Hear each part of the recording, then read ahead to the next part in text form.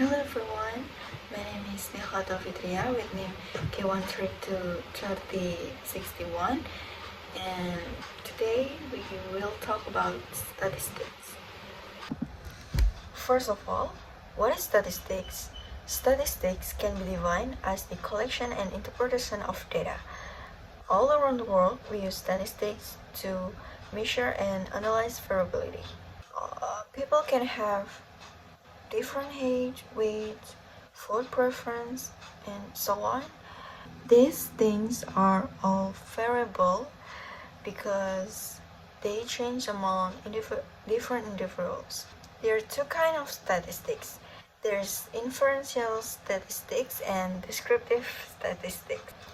Inferential statistics deals with taking a sample and analyzing that sample to make judgment or claims about a population. Descriptive statistics refer to getting the data and talking about it. So when you hear a professor say something like the average midterm score was 65%, they are using descriptive statistics. We often use things like histogram and graph to help us summarize and explain descriptive statistics.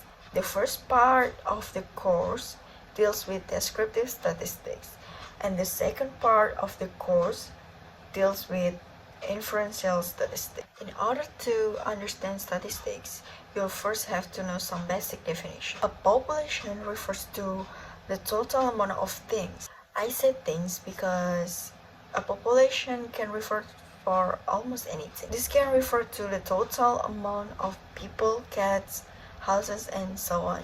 Now a sample refers to a small part of the population that is used for study, and the total amount of things in a sample, it's called sample size. In statistics, what we examine is variable.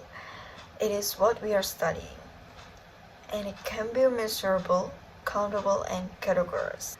When we talk about how people can have different age, weight, and hair color, these are all variables. Variable represent a characteristic of what we are trying to study, and they can vary among different individuals. When we measure a variable, our data can come into two different forms. There is categorical data and there is quantitative data. Quantitative data refers to data that is measured in numbers. It deals with numbers that make sense to perform arithmetic calculation with, like calculating an average. Quantitative data comes from quantitative variables. Examples include age, weight, and midterm score. On the other hand, categorical data refers to the value that places things into different groups or categories. Categorical data comes from categorical variables. Examples include hair colors, type of cats, and letter grade. There are actually two types of categorical variables. There is categorical and ordinal, and categorical and nominal. Something is said to be categorical and ordinal if there is a logical ordering to the values of categorical variable.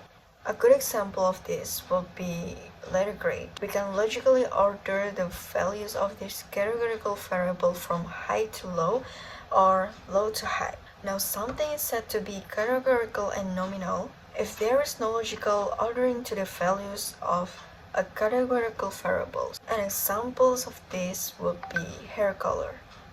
Depending in our sample, we could have people with red hair, blonde hair, brown hair, or even blue hair. Although we can arrange this value in alphabetical order, there is no logical ordering with respect to the actual value itself.